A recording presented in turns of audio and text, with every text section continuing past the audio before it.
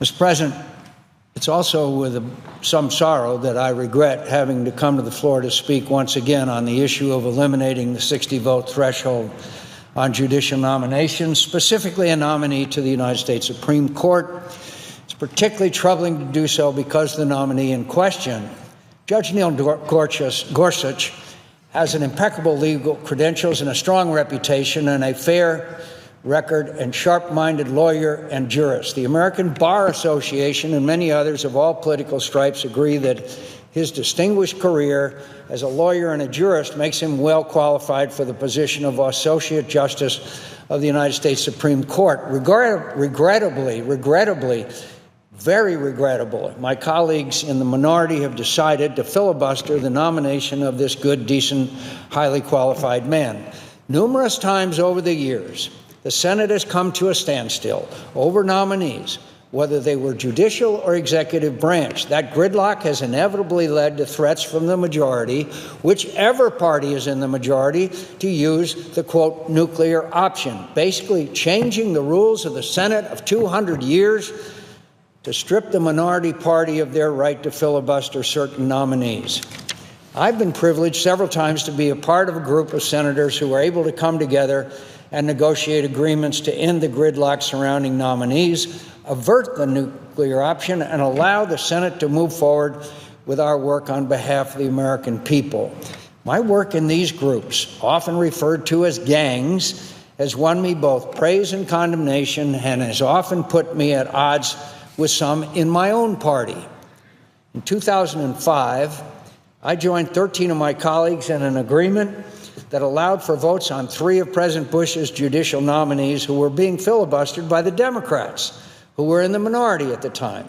Part of that agreement addressed future nominees. It stated signatories will exercise their responsibilities under the advice and consent clause of the United States Constitution in good faith. Nominees should only be filibustered under extraordinary circumstances, and each signatory must use his or her own discretion and judgment in determining whether such circumstances exist.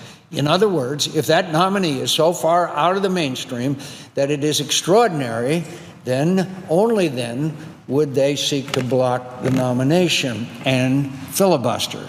Judge Gorsuch, I've had conversations with colleagues on both sides of the aisle in an attempt to once again come up with a way forward and avoid both a filibuster of Judge Gorsuch and the nuclear option. Sadly, I learned on Monday that those efforts had failed and that the Democrats had secured the necessary votes to successfully filibuster the highly qualified Supreme Court nominee for the first time in our history. In response, the majority leader has indicated that he will move to change the Senate rules and eliminate the ability of the minority to do so. We are in a terrible place.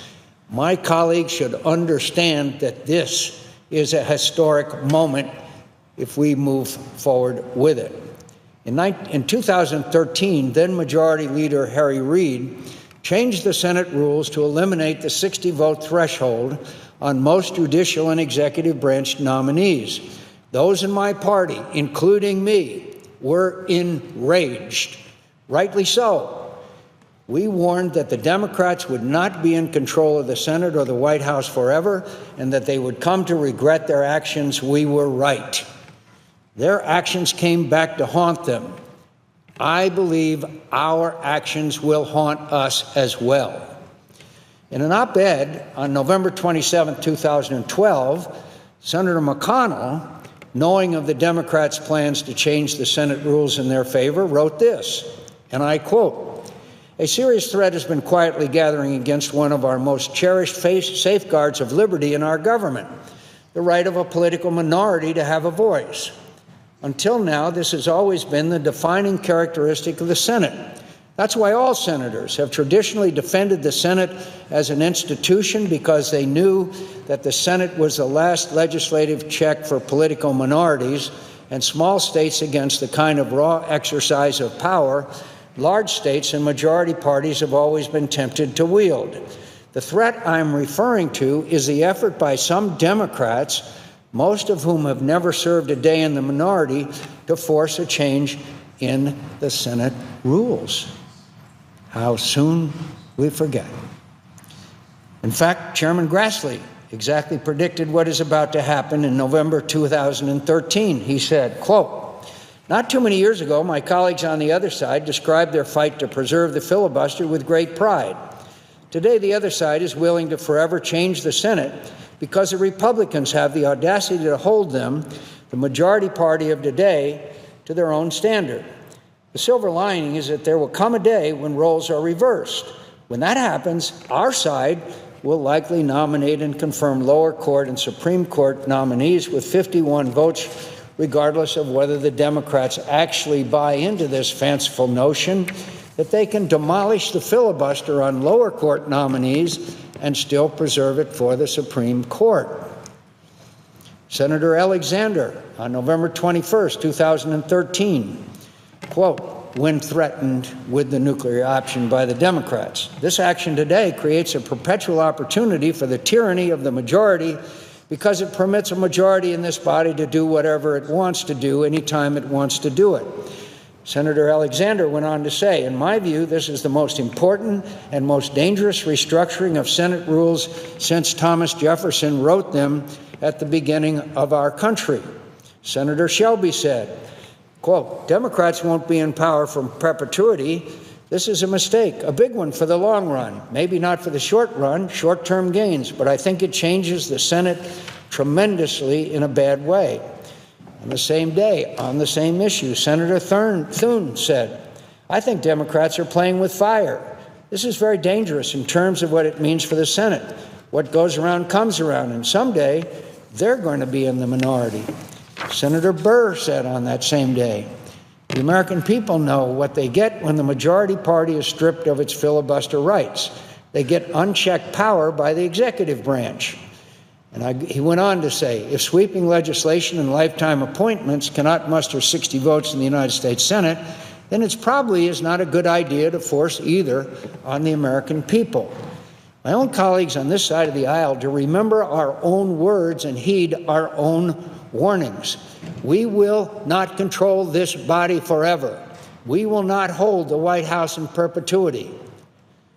What we are poised to do at the end of this week will have tremendous consequences, and I fear that someday we will regret what we're about to do. In fact, I'm confident we will.